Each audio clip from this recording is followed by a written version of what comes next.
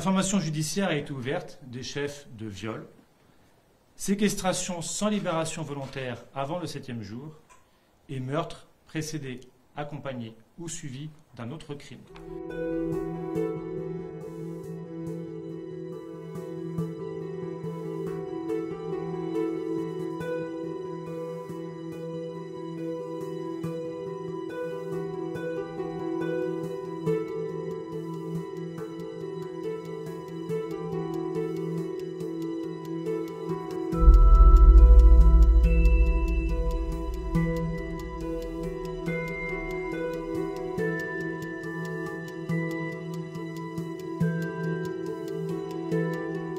Face à ces preuves, le mis en cause a reconnu quelques heures avant la fin de sa garde à vue et en présence de son conseil avoir tué la victime alors qu'ils se trouvaient tous deux à son domicile et qu'ils venaient d'avoir un rapport sexuel consenti.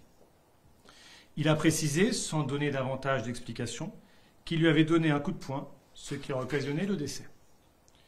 Il aurait ensuite amené le corps en forêt avec son véhicule, puis serait allé chercher un engin agricole afin de creuser la terre pour y enfouir le corps.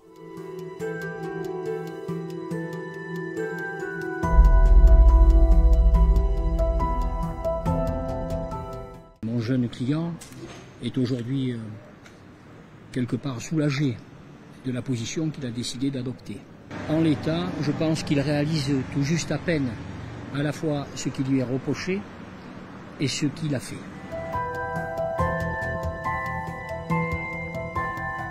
Le mis en examen, âgé de 21 ans, n'a jamais été condamné. Il avait en revanche été déjà mis en cause dans une procédure de destruction par moyens dangereux et dégradation. Dans le cadre de cette procédure, il avait été mis en examen et placé en détention provisoire jusqu'au 12 avril 2021.